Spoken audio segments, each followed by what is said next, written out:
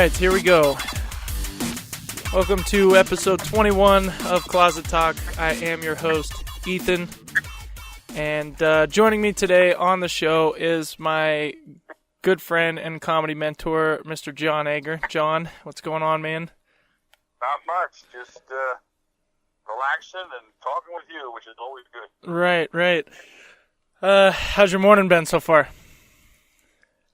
Good. Just basics. Trying to wake up and get some food and plan the day. That's about it, though. Right. How about you? Right. Dude, I've had a morning.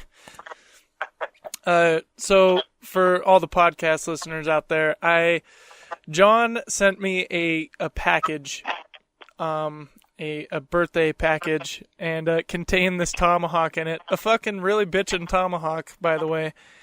And for whatever reason, I don't know why I did this, John, but I was fucking flipping the thing in the air. And you know how like you have something in your hand and you try to make it do like a full rotation before you catch it again? Yeah. I was doing that with the tomahawk, and I made it do one full rotation, and then I was like, oh, I'm pretty good at this. Like, I know what I'm doing. Completely don't know what I'm doing, but this is what's going on in my head as I'm doing this. I'm like, oh, I think I'm a born natural tomahawk person. So I fucking flip it, catch it once. I was like, oh, I'm going to go for 2 rotations. And this thing, by the way, is sharp as fuck. My lady Jackie, she nicked her finger on the blade, like taking it out of the thing. So like she already like, hurt herself a little bit with it. And so then I decide, okay, I'm gonna fucking go for 2 full rotations on this thing, and I land the 2 full rotations, and then I fucking just strapped on the littlest dick ever and was like, I can go for 3. And 3 was too much, John. It was too much. And I caught the wrong end, and it fucking gashed me all the way down to my fucking tendon. I saw my tendon. And, I thought it was my bone at first. I thought it was my fucking bone, and the doctor's like, no, that's your tendon. And I was like, I know, and like he's like, good thing you didn't cut that. Like all this fat on your finger protected it. Fucking brutal. 6 stitches. 6. Yeah, I think maybe you didn't read it in time, but I had said, look, when you get the box, talk to me first, because I was going to tell you all those different things. So I wanted to keep it a surprise. Next time, I think I'm just going to say, look, there's something very sharp in there, and you could hurt yourself, so don't do anything with it yet. Right. Dude, I'll tell you this much. The fucking shot to numb it for them to clean it out hurt way worse than cutting it with the tomahawk. Yep. Dude, that shot hurt so fucking bad. I have never felt a pain like that before. That was like, I've been shot in the leg with a 45, right?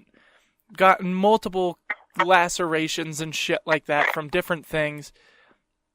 Never once have I ever felt a fucking pain like that, dude. Wow. That pain, Shot in the leg, that wasn't as bad. Yeah, getting shot in the leg with a 45 was not as bad as that fucking shot, dude. Like, and I'm not exaggerating at all. I swear to God, like that was the worst thing I think I have felt ever. Yeah, well, I can agree with you because there's a lot of doctors, when they do that stuff, it's like they're giving you a shot so they can numb you and do the work, and yet they're moving around in an area where the nerves have been disturbed, so there's nothing that's going to help. Dude, oh my God. I literally, that was the first time I almost passed out from pain. I'm serious. Like, yeah, that was I fucking was trying so hard not to move. I fucking clenched the bed. Like, that was the first time I almost, fucking physically almost lost consciousness. Jesus. Yeah, dude. So now here I am. I fucking took some painkillers, which, by the way, the doctors are very stingy. You know that? Like, I guess they just passed some new law here in Nevada and like they're requiring people to go through like background checks and like assessments before like they give you any kind of medication. Like, oh yeah, you know, yeah, it's all over. Yeah, well, I mean, shit, a couple people, you know, I understand addiction is a real thing and people fucking abuse it and everything, but shit, dude, my fucking finger's falling off. I think I deserve a little bit of fucking pain medication here, sir. You know, but at the same time, you know, whatever. Thank goodness my mom had some laying around the fucking house. Yeah. You know, but. Well, see, my doctor right there, I can't think of his name now, but he was the one right there in Reno, along with the young kid from Jones West Ford. They were the ones that did this whole thing, dude. Yeah. They were passing out 800 prescriptions a week. Jesus. So, yeah. So they fucking blew it for us. The people down at Jones West Ford blew it for us. Yes. Well, not the old man, just the kid. The doctor. Yeah. Yeah. Very nice. Yeah. Well, anyway, are you feeling a little bit better? I'm starting to get. I'm waiting for that.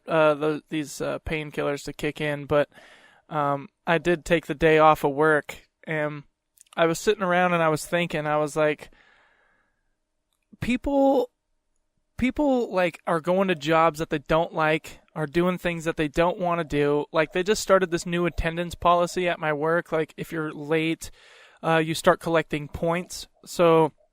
Like, if you're, like, 10 minutes late, you get, like, half a point. If you're over 15 minutes late, you get, like, a full point. And, you know, then you collect enough points, and then they take disciplinary action, John. Yeah. So, and I'm sitting here and I'm thinking, it's like, dude, it's only a fucking matter of time then before I get fired or I quit, you know? Like...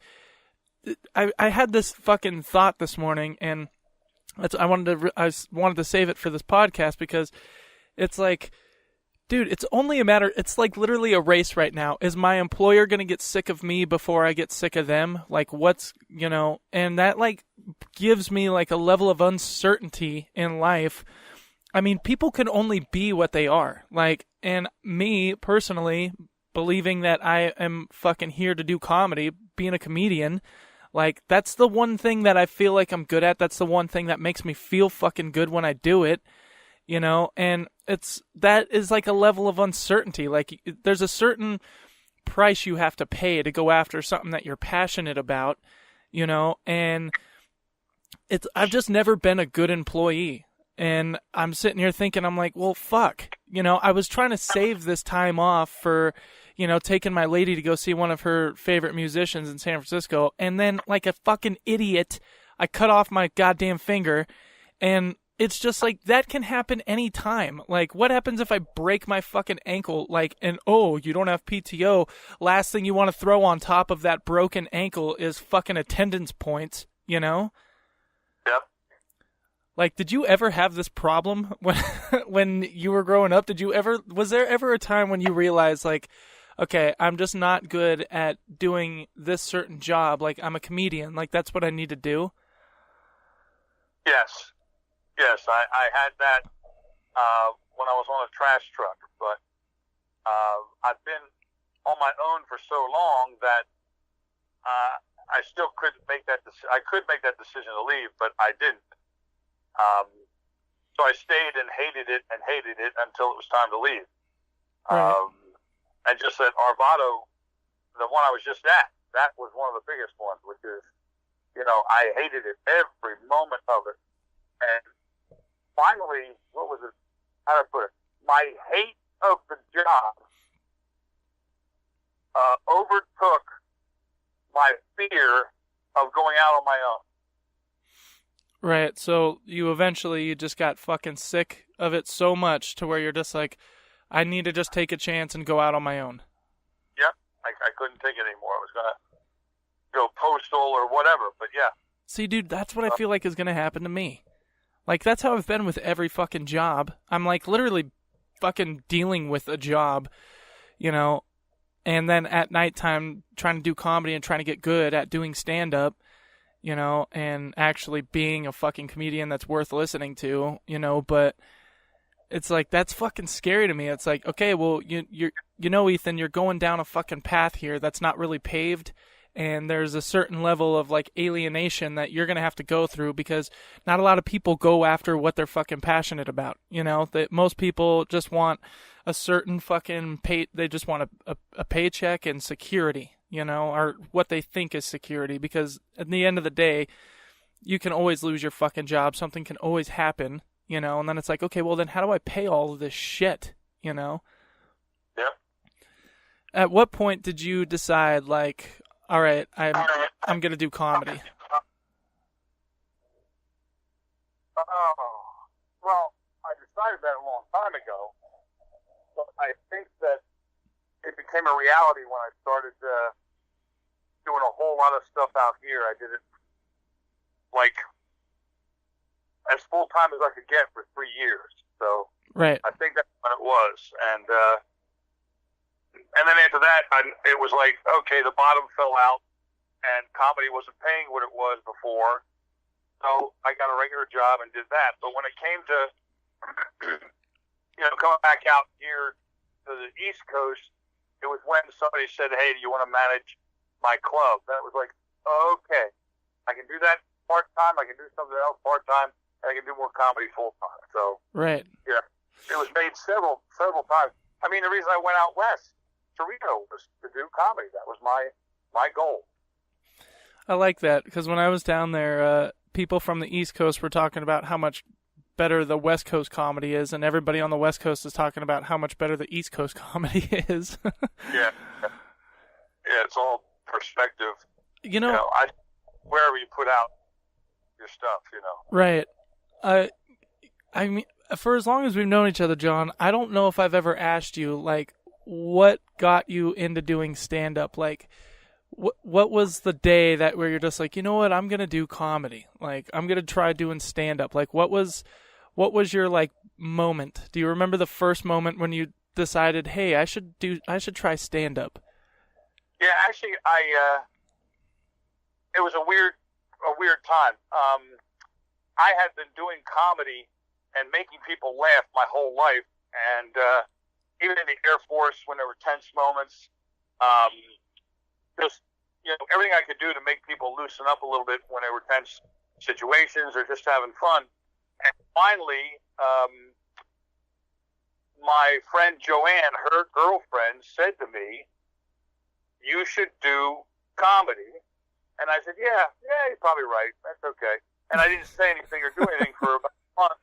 And then she said, well, she sent me a list and said, here's a comedy class to take at a college. So I figured, okay, obviously something's pointing me here. So I took the comedy class, and my final was doing 5 minutes in front of people I didn't know and some I did know, and that was the start.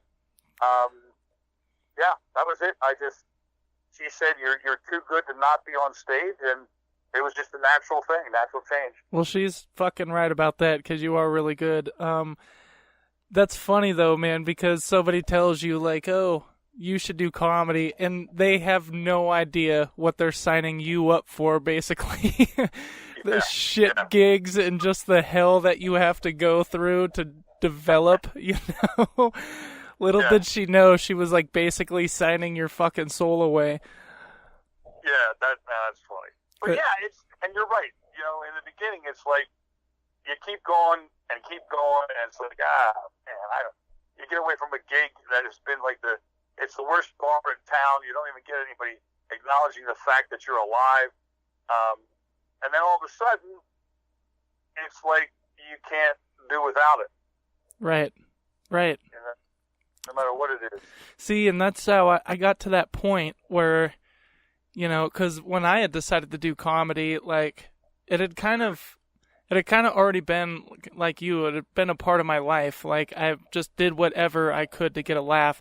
I hated fucking school. The only thing I liked about school was that I got laughs all the time. Like, I would just, people like, oh, he's the class clown, blah, blah, blah, whatever. And it was like, I didn't really care about the titles. I was just like, I just wanted to laugh. That's what it was. And the first time, at least for me, when I got that entire classroom to fucking laugh, at something I had said to the teacher, you know, and it wasn't nasty, or the teacher even laughed, you know, and when the whole class just fucking erupts in laughter, like, it's like this fucking giant wave of energy where everybody is, like, acknowledging your existence, you know, and it was, and I was just like, fuck, I love doing that. Like, I love making people laugh. But it had never occurred to me, like, that's what you can do for work, you know. I knew comedy existed and stand-up existed, but I just didn't, I was an idiot. I didn't realize, like, oh, this is something I can get into and, like, physically do. I thought, like, you had to be in, like, show business out in L.A. I didn't know, like, you can go to an open mic and start developing material and, you know, work your way out to those things. And I remember I saw Dane Cook live when he came here to Reno, and still, like, you know, sitting in the audience being like, wow, like, that's cool. He just gets to tell jokes. Like, fucking, I wish, like, I could do that, but, you know, nobody knows who I am. Still just didn't register that, you know, you got to go to an open mic, you got to develop, blah, blah, blah. And I remember watching Louis C.K.'s Chewed Up. And when I watched that, I just had this epiphany, like, in the middle of it, like, I think I'm going to do comedy.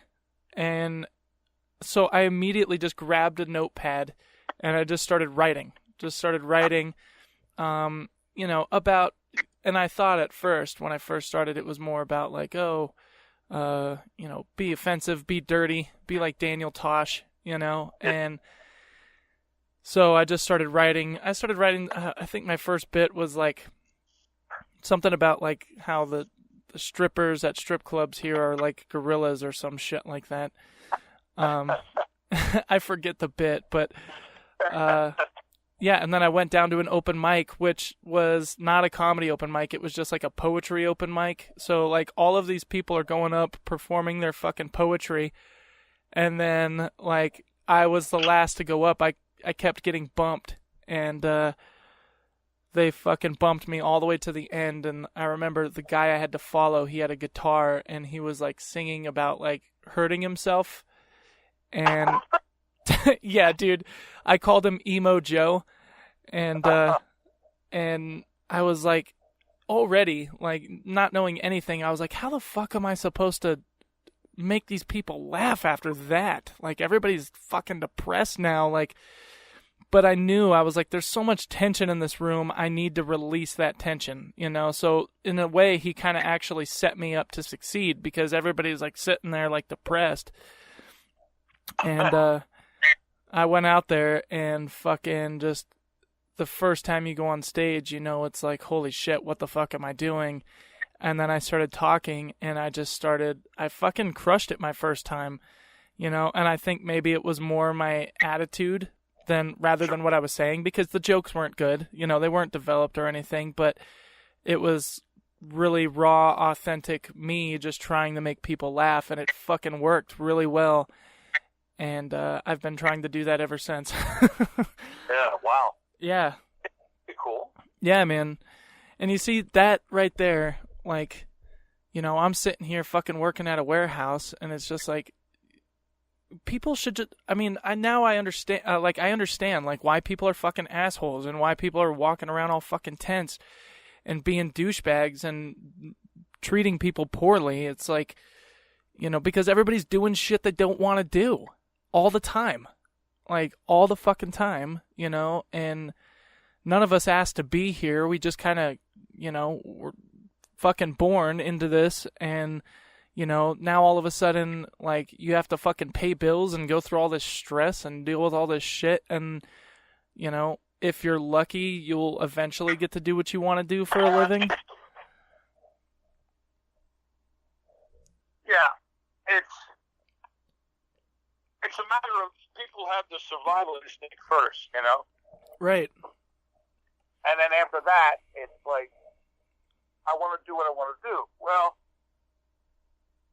everybody, I think, goes back to the past, because when my father was working hard, my grandfather, it was like, you work at the same place, you do it, you know, 40 years, you get a great pension, and that's it. Well, people started to find out that's not how it works. and nobody will take care of you but you. So people get nervous, and they find a good job, and they want to stay there because they don't want to look for something else or be out of work. Mm-hmm. And then all their dreams, they become scared. That's much what I was. I was just going through life. Well, what the heck? And Air Force and this and that. And then all of a sudden, I find comedy, and it's like, I didn't think about first that it could be full time. It's like a light goes off. Yeah. After a while, it was like, I can do this. And then you go, oh, man. And you realize that you can't get into it for the money. Yeah. You have to get into it for the fun. Right. Money isn't going to come right away. Yeah. I think I've always had that mindset of, if this can just keep me, if I could just do this enough and well enough to just be able to just pay my fucking rent, like, I'll be happy, Like, I don't need, like, this extravagant fucking lifestyle, If I can fucking just travel around, do some comedy, have my son taken care of, have my fucking bills taken care of, like, that's the fucking goal, right? I mean, that's the dream. I mean, is that how it is for you, or were you trying to get a pool in your fucking living room? The dream for me was to live well and not have to worry about punching a clock with anybody but the audience. Right. And part of that was, of course, trying to get into ships and all sorts of things, and not necessarily make it a thing, because I know a lot of comedians who have worked at this for a long time and haven't really made it big in the way of movies or anything like that. Some of them had bit parts and stuff, but the main thing was that they were their own boss, and they have made a great living doing this. Right. And that's the key. Well, I mean, because I've been watching a lot of Bill Hicks lately, because I just he was always one of my favorite guys, just because something about him, like, he just always seemed like he had a fucking, like, a message, like he had, like, a truth, and, like, he had this angst and, like, this fucking, like, this thing that he's, like, trying to get out of him, and he's trying to explain it to these people the best they can, and nobody's getting it, and I could just really relate to that, where you just have this fucking thing that you're just trying to get out, and you just can't. And I saw this interview with him, and he was talking about how, the person had asked him, like, we hear, like, all comedians are, like, depressed, and he's like, no, that's not true, I don't believe that. And they're just like, well, I mean, a lot of comedians came up in a rough upbringing, and he was like, well, who didn't have a troubled background? We all did, all of us have a fucking troubled background. And he was like, I get to go around, work maybe 1 hour a night. The money's fucking good. I get to travel around. I get to tell people my fucking opinions. I get to say what I want to say. And these people listen to me, and they give me money. And he was like, how am I going to sit here and bitch about that? Like, I would be truly insane and depressed, Like, how can you complain about that? He's like, it's a fucking great lifestyle, It's hard, but it's a great fucking lifestyle. Right. That's kind of awesome. Yeah, and, because just the way he was talking about it, I was just like, yeah, like, we're so fucking lucky that we get to do this. On whatever level it is that you're at right now, we're just so fucking lucky we get to do it, Yeah. Well, it's not only luck, though. I mean, we've taken the chances. How many people have you and I seen? I know I've seen a lot even out here, that they come in, they try it. If they don't, they want to start at the bottom as a headliner, Right. And if they don't take the place by storm and become a millionaire in the first 2 years, they're upset and they leave. And it's like, we talked about it. You have to do it for the fun of it, and you have to be good at it. And if not good, you have to make yourself good at it. Right. And the love of laughter there is the key. That's The love of taking on a ride that they've never been on before, and you're in control of the ride. That's amazing. right, right. Now, was like comedy, like being like performing stand up? Is that as far as you want to go with it, or is there like an ending, like a thing that you would really enjoy doing, like writing skits or acting or anything like that, or is just performing in front of sold out audiences just that's the top for you? Well, I think that is definitely one of the tops, but it's not the only thing. I love writing. I'm good at it. In fact, I write with Jeff on the Comedy Consultant. We write everything from roast and toast to scripts. For those of you listening to the podcast, John is a writer for this thing called thecomedyconsultant.com, right? Yeah, and so basically it's a place where you can hire comedic writers and stuff for, your family events, gigs, things like that. And John's one of the writers on that. And doing acting. I mean, I've done some acting in the past. I think I could do acting, both comedy and dramatic. And right. But the main thing is the comedy and getting so good at it that, like you said before, you can't be denied. Just being so good at it that you take people on a trip and you never leave the farm. Right. Becoming undeniable. That's like because if you get that good, man, like success finds you at that point, right? If you're so fucking good, I mean, you're not going to go unnoticed. Right. You see, for me, I know lots of comedians that they're using comedy as like a catalyst to like boost their acting career, because as a stand-up comedian, you're basically acting when you're on stage.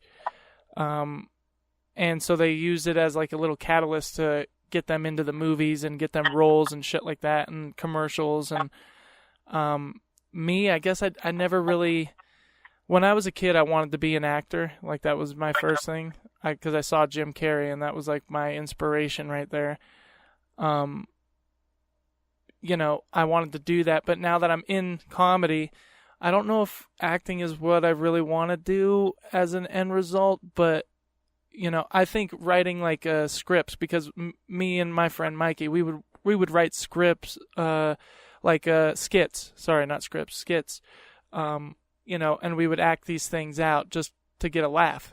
So I think that would be fun. Versus actually acting. Well, yeah, but I think it's more of one of those things where it's a natural progression.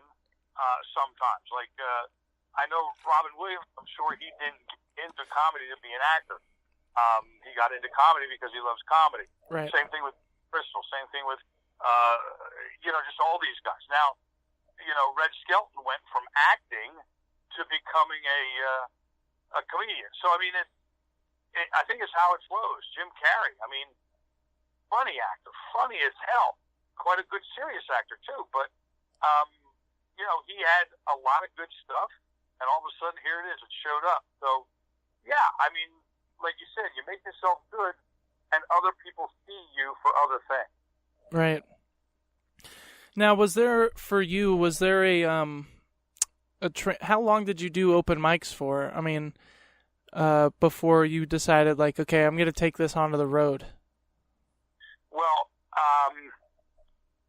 I was lucky. I didn't do probably maybe 6 months of open mics, probably total.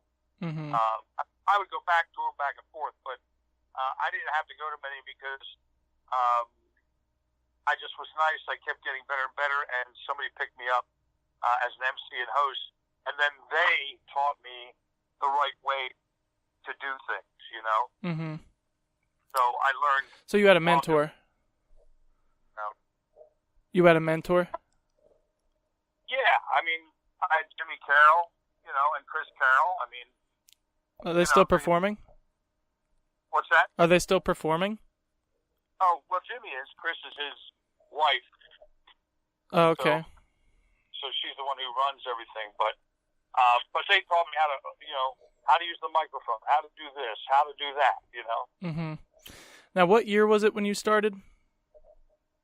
I started, let's see, 1993. 93? And what? You said 1993? Yeah, 1993. So the boom, the whole comedy boom was like kind of closing down. Was it still going on, or it was kind of coming to a close by then, right? Well, yeah, the big heyday was the 70s, late 70s and 80s, and they were making ungodly amounts of money. So when I get in, I went full-time. I had a part-time job, but I went full-time for 3 years because I was getting such good stuff. And then all of a sudden, it was like I couldn't, make it anymore money-wise. Right. So I had to back off and just do it part-time. Yeah. Man, that's crazy, too, because you're a good headliner, John. You know that? Oh, thank you. Yeah, man. You had a good little routine going on when I first met you, and then we started writing together, and now you have like a whole new 2 hours. Oh yeah, it is amazing. We wrote a lot. You actually were the one who got me going on my gay material, being gay, and everything about that. But yeah, I have 3 sets of an hour and a half of material. So I'm and even now I'm changing it. We write more, but when we started writing together, I always thought that writing together was good, much better. But as you know, when you start to write with people who mostly do open mics, they're not really there to write. They're there to drink. They're there to have fun. They're there to just do whatever else except write. Yeah. And for me, it was horrible because I wanted to write, so I never really got to write with many people until I got to write with you. What's your? Sorry, go ahead. No, and Jeff, that was all. Go ahead. Oh yeah. Now, do you have a process? Do you actually sit down and write, or do you type, or do you just kind of take notes throughout the day? Like, do you have a dedicated writing time? I have a dedicated writing time now. For a while there, I did not. I would write whenever I had the time. I'm always collecting notes. I write at night. I write them all down. I write down all my ideas. Because during the day, as you know, you see and hear and figure out so many silly things.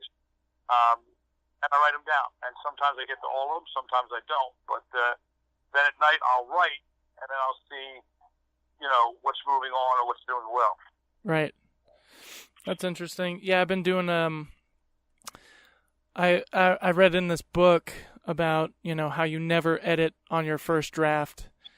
You always you let everything flow out of you, and then you take your first draft up on stage, and you don't edit it until you listen to it back. Like the audience basically is your editors. So you go up there, you do the thing, and you see what gets a laugh, what doesn't, and then you just tighten it up from there. So that's what my process has been like that a lot lately, where I have an idea and I just write everything as much as I can. I almost do like bullet points of the topic, like what's the point of what I'm saying. And then I kind of find it easier to kind of mesh it together. But Tim Gaither, he has a podcast too. Check out the Tim Gaither podcast. You can hear it on SoundCloud and stuff. He told me that people get so, because I want to develop my first hour, and he's like, people get so wrapped up in, trying to write an hour. He's like, break it down. Just try to write 3-minute increments. He said Brian Burgess, I think it's Brian Burgess, told him that he doesn't have 49 minutes. He has 7-minute sets that he combines together. It's the way to do it. Yeah. As I get different sets done, I replace others sometimes, or I add on. I mean, a lot of my stuff started off as a 2-minute bit or 3-minute bit, and now there's 7-8 minutes. Right. Yeah, you always told me not to throw out any of my stuff because I had that habit of, telling a joke once or twice, and then that was it. It would go in the trash, and I would write a new joke. Yeah, and it was golden. There was stuff in there that was so golden, and that's also why I say you should tape every set you ever do. It doesn't have to be videotape, but just audio tape. But the thing is, you come out with such genius, you don't realize what the genius is. And then you say it, and it's like, oh, man, that's gorgeous. And then you can't remember it. Right. And the deal is that I've seen it many times. I've seen it with you many, many, many times. And Mancarelli the same way. It's like, you gotta audio tape this stuff, because the stuff coming out of your mouth is pure genius, and you're not remembering it. Right. Because that's when you hit your stride on stage, and you and I both had that happen, and so does Dave many, many times, where all of a sudden it's surreal. It's like time stands still.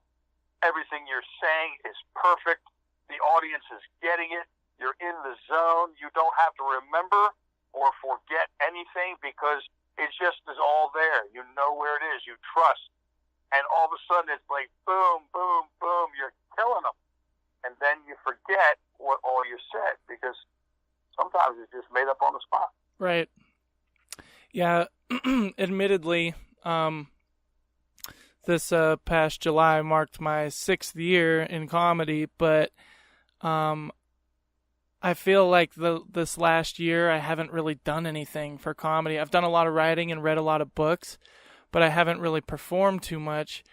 And so, I was thinking, I was like, well, who says that I have to say I've been doing it for 6 years? Why don't you, now that you have tasted it for this last 6 years, why don't you actually try to do the job now? And so I'm like, okay, so I'm basically just starting over. This is my first year in comedy, and I'm actually doing the work. I have a dedicated notebook that I log where I performed at, how much time I did, what jokes I did, what didn't work, what did work, and basically I'm going to start. I'm tracking my 10,000 hours now, and audio recording everything, and that external hard drive that you gave me, I have a whole folder on there where I'm keeping every audio clip from all of my performances.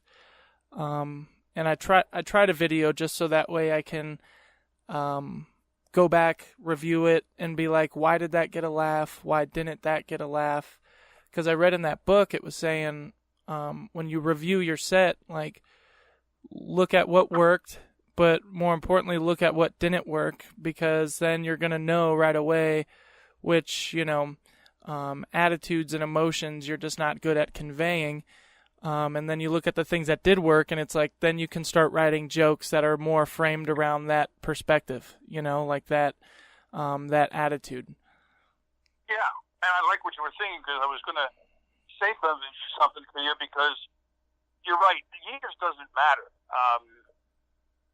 It's what you put into those years. I mean, I've been doing comedy a long time, but am I further along than I was, 5 years ago? Absolutely. Am I where I want to be? No. Have I put in all the effort I could? No. So it's a matter of, what do I want to do? I took it very seriously. I am still taking it seriously, but it's one of those things where it doesn't matter how many years I put in, how good am I? How funny am I? How can I take any situation and make a diamond out of a piece of coal, Right. Well, you see, you're absolutely right about that, because there are some people that are just fucking naturally just hilarious, hilarious, and what it takes them, it might not take them 6 years to get as good as you. It might take them a little bit shorter, That's right. So the years, you're right, the years don't really matter too much, but because once again, it's like that saying that you told me, it's not how much time is your comedy, it's how much comedy is in your time. Yeah. I see it. The old school always said, you have to start here.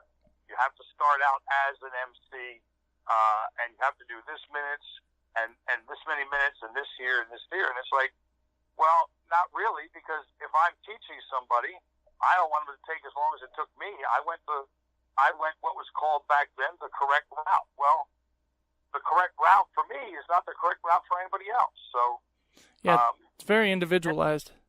Yeah. So, I mean, and you and I both know people that say right away, well, I've got 15 minutes, I'm a headliner, and I understand you're not, but, that's what you're saying. Right. But being smart about it and saying, you know what, I'm good. I really have to work on certain things, and that's it. That's all you need to do. Yeah, and you see, that's the thing, is some people don't respect that. Like, they don't. Everybody just thinks like, oh, I have an hour, I have 4 hours, I have all this time. There's this. I don't want to drop any names, but this one female comic, and she hasn't even been doing comedy a year yet, and she was like talking about how she's doing a headline set and all this stuff, and she's only been doing it like 6 months. I'm like, headlining what? You don't even have an hour of material. Yep. It's like people just automatically think like, oh, I can go up there and, make a funny face for a fucking hour and that's it. Like, they don't really like take into consideration the actual amount of work it takes to actually make an entertaining hour, Right. Or like we talked about before, the one person I know that told me, I don't know, I was out there for maybe 3 years, and she said, hey, I finally made it. I'm a headliner. I've got an hour worth of material. And it's like, well, you don't have an hour worth of material. You're not a headliner. You actually have 15 minutes of material 4 times. That's right. all you really have. So, right. And it's the key where, you're trying to make yourself big because of the name. I'm going to be the headliner. I'm going to be the feature, whatever it may be. You can call me anything you want as long as I do the time I'm supposed to do. And I can do 45 minutes to an hour and 20. I've done an hour and 20 minutes at least a dozen times. Yeah. Once you're in the zone, it's not hard to do. But, you still have to figure out, okay, I have to have 3 hours worth of material, because if I use an hour and a half of material in the first 20 minutes, something's going to be wrong. Right. Well, you see, that. Go ahead. No, you're right. Yeah, that's the thing too. Is like you always told me, like when you think you have an hour, you really only have maybe 15 minutes of good stuff, and the rest is filler. So you have to really have like 4 hours of material to have 1 hour of actual material. Right. And you see, that's the thing, is like I have notebooks upon notebooks, some things that have never been said, things I have used and said, and right now being, I'm a feature. I think that's where I'm at right now. I'm a feature. I could do 20 minutes, I could do 30 minutes, but I remember one time I tried an hour one time, and it was fucking hard, man. I struggled through it. I fucking bullshitted my way my way through that. Yeah, absolutely. I remember how long that felt, like you're up there and all of a sudden it's like, Jesus, I did everything I know. I got another 40 minutes to go. What the hell am I going to do now? Yeah. And then you start pulling things out of your butt.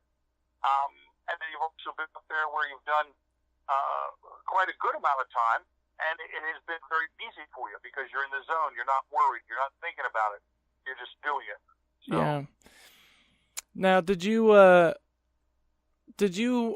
how did you go about developing an hour? Because I'm going to start working on my hour now. Did you just take a bunch of your jokes and pile them together, or what's the process like of like building a fucking hour? Is it just keep on going up and just keep adding new jokes until you have an hour worth of good jokes? Yeah, I think that's basically what it was. I mean, I took some jokes that I had, like I said, they might have been 2 or 3 minutes long, and started increasing on them. So, I had different jokes that I expanded on. I learned also to let the audience laugh, to pause, which helped out, because you don't have to do an hour exactly, 59 minutes of material. No, some of that is laughter, some of that is whatever. So I did that, and then I would just add jokes as I found them, and I would try them out. And I would try them out on stage. I'd put a new joke in between two jokes that I knew were good. And knew that they were tested in front of people. And then, sometimes something would come to me on stage with one of the jokes, and I would just, throw it out there. Right. Writing with you, writing with Jeff. It was one of those things where when you and I were out there together for those years, just writing all the time, all of a sudden it's like, oh, click, here's another good one. And then you look at them, you put them together, in reasonable silos or sequence, and all of a sudden, all right, wow, I'm up to a half an hour. I've got 40 minutes of jokes, but that's really about a half an hour, and then you keep going. Do you time your jokes? Do you when you rehearse them in your head or something? Do you time how long they take? Yes. Okay. Yes. I rehearse jokes for time, and then I rehearse all the jokes total for a total set time. Okay. I heard this thing that Louis C.K., he was talking about his jokes, and they asked him about a joke of his, and he was like, oh, yeah, that joke, it takes me 2 minutes and 30 seconds to say. It contains 684 words and fucking 18 pauses. That blew my fucking mind. It's like, wow, the joke that fucking well to where you know how many pauses, how many words, the syllables and shit. Yeah, and I don't know mine that well, but the thing with knowing your jokes well, however you can do it, the big part of that is that you can go off script. You can, all of a sudden, you see something happening or somebody says something, and then you just veer off. Because you know your stuff so well, you can always come back to it. Right. Yeah, see, that's interesting because lately with my writing, I'm actually writing and I'm actually paying attention to where my pauses are. I'm actually writing my pauses, basically. Yeah. Because I'm realizing how fucking strong it is, how strong of a comedic tool it is to be silent, not say anything. Silence, right. Instead of getting nervous in silence, actually using it to, make your joke hit harder. Sure. Well, and the other thing is silence and giving them a look. For you, it's that shit-eating grin look, or, a goofy look. That works. Pausing, like you said. Sometimes it's just, I found out that sometimes I'll giggle at my own damn joke, and then it makes them giggle harder. Right. And then all of a sudden you're standing there and you're thinking, oh, here's a good tagline, and you just say it. And then everybody dies. I just thought of that. I can't believe that. Yeah, see, that's the fun part, too, is when you just come up with shit like that on stage. Something just comes to you, and you're like, oh, I know this is going to work. Yeah, and that happens to you very often. It happens to me, too, but I've seen it happen to you very, very often. Didn't record it and forgot it, like you said, John. Yeah. I mean, I've literally been there and we've written things down because I know you didn't record it, but it's just good shit. I mean, you'll be talking on the phone coming home from work, and we're talking, and all of a sudden, here comes something, and I'm like, Jesus, dude. I don't know how your brain works, but you really ought to take that and write it down. Yeah, sometimes I really wish I can just record my audio of myself all day long, but I find when I do that, then I have, 13 hours of audio I need to listen to, and so I just don't do it. Well, the other way is just have a recorder and just turn it on, say a few notes, and put it back. By the time you're done in the day, you'll probably have 40 minutes to take a look at. Right. Well, what you got going on the rest of the day, man? Me, I got to run some errands. I got to put out some flyers and stuff for a what's it called? Fundraiser in October. So other than that, normal everyday guy stuff, so don't stink. Shower and laundry and all that stuff. Make sure you wash your whole ass. Yes, not just my asshole. Well, me today, I'm just gonna relax. Like finally those pain medicine is wearing in, so I don't feel my finger like throbbing so much. But did this podcast. I'm gonna work on some comedy, clean up the room, and just kind of hang out. So if you want, we can do the Skype and all that stuff after you're done. Yeah, that'd be good. Work on some stuff. And we'll go from there. Yeah. All right, man. Well, we reached the 50-minute mark, so thanks for coming on the show. Thank you, dude. It's always a pleasure with you. Yeah, man. Do you have any stuff you want to hype? Any shows coming up?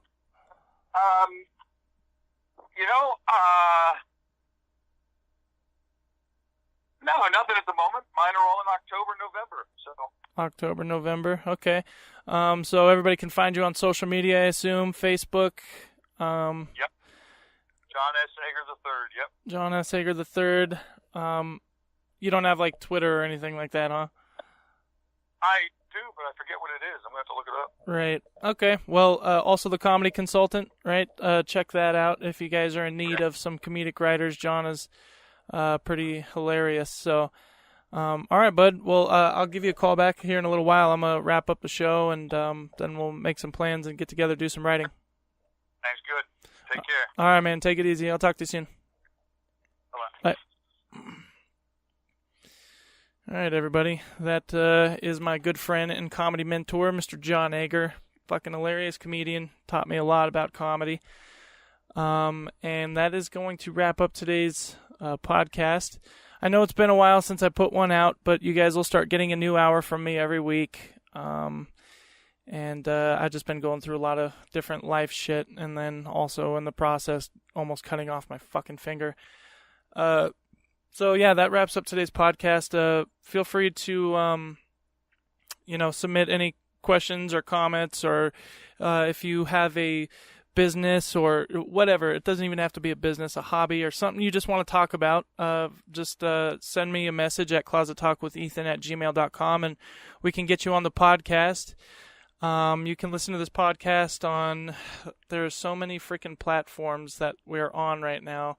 Let me just show you or list some of the ones that we're on here. So you got, you can listen to us on Anchor, iTunes, Google Podcast, SoundCloud, YouTube, Breaker, Castbox, Overcast, Pocket Casts, and Radio Public. So yeah, that's a whole list of places you can listen at. So thank you guys so much for tuning in. I hope you enjoyed the show. And I will catch you guys on the next one.